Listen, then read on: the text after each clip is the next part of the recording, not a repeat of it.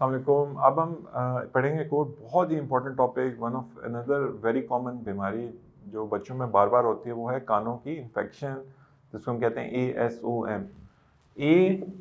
ASO और M। अच्छा, A किस चीज़ के लिए स्टैंड करता है? A stands for acute. Acute का मतलब क्या होता है कि 12 हफ्ते से कम की इन्फेक्शन है। S किस चीज़ के लिए स्टैंड करता है? सपोरेटिव। सपोरेटिव का मतलब क्या होता है कि पस बनना। ओ किस चीज के लिए स्टैंड करता है? ओटाइटिस। ऑट का मतलब होता है ईयर, आइटिस का मतलब होता है इन्फ्लेमेशन। और एम किस चीज के लिए स्टैंड करता है? मीडियम। और मीडिया का मतलब क्या होता है? Middle ear.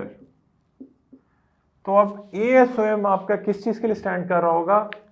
कोई ऐसी ईयर की इन्फ्लेमेशन या इन्फेक्शन जो कि मिडल ईयर की हो रही हो, 12 हफ्ते से कम की हिस्ट्री हो, जिसकी वजह से अब कान में पस बनना शुरू हो जाए।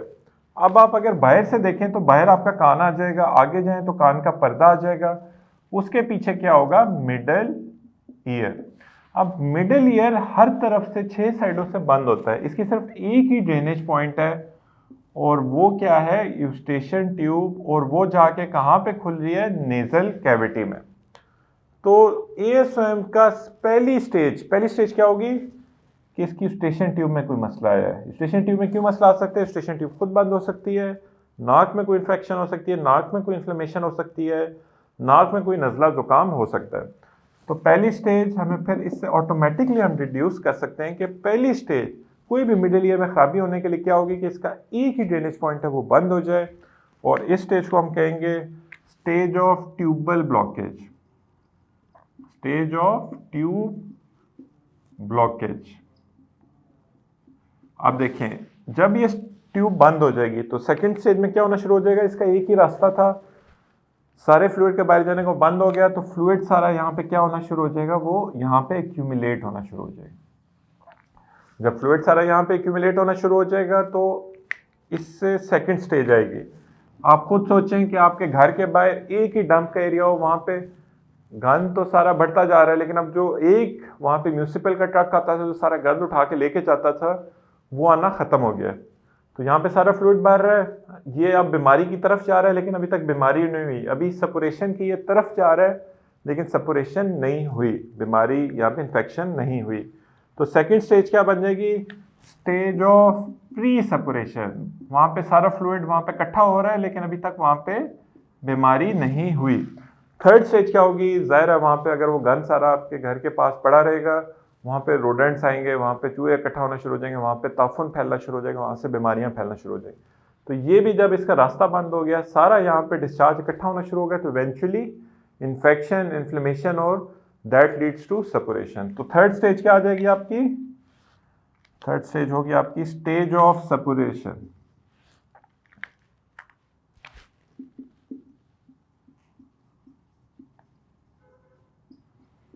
फाइनली क्या इसके अंदर अनलिमिटेड स्पेस है? नहीं।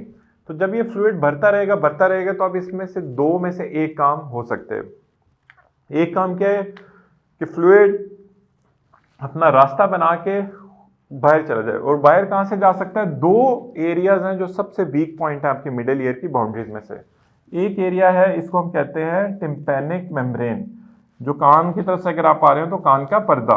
अब आपको खुद पता है कि पर्दा बहुत ही वीक स्पॉट है, वहां से क्या होगा कि ये सारा प्रेशर बिल्ड होगा, और ये इस पर्दे में से सुराख करते हुए सारा प्रेशर बाहर आएगा। तो आपने देखा होगा पेशेंट्स आपके पास आते हैं कि एकदम से डॉक्टर साहब पानी आया कान से, आप दर्द खत्म हो गया, लेकिन क्यों पानी आया, ये तो वो अक्सर इसी तरह वो सुराख करके सारा पानी बाहर आ रहा होता है। जब ये पानी सारा निकल जाएगा तो ये ऑब्स्ट्रक्शन खुल जाएगी। इस स्टेज को हम कहते हैं स्टेज 4। आप देखें, अब एक क्या है कि ये पर्दा फाड़ के पानी बाहर आ गया, तो इसको हम कहेंगे स्टेज ऑफ रेजोल्यूशन, या वो मसला हल हो गया। दूसरा जो वीक पॉइंट है वो इसकी अपर बाउंड्री है। अपर बाउंड्री इसकी बनी हुई होती है टेगमेंट टेम्पेनाई से। टेगमेंट टेम्पेनाई का नाम का मतलब ही होता है कि वेरी थिन बोन। उसको ही अगर पानी प्रेशर डाल के ऊपर की तरफ जाएगा, ये सारा डिस्चार्ज, तो ऊपर ब्रेन पड़ा हुआ है, और किसी भी बाउंड्री की तरफ जाएगा तो वहां पे आपके वाइटल स्ट्रक्चर्स पड़े हुए हैं। तो अगर ये पर्दा फाड़ के बाहर नहीं जा रहा, यहाँ ये ऑब्स्ट्रक्शन रिलीव नहीं हो रही, तो स्टेज ऑफ रेजोल्यूशन पे जाने के बजाय अगर ये किसी भी और जगह से जाएगा तो वो चला जाएगा आपका स्टेज ऑफ कॉम्प्लिकेशन में।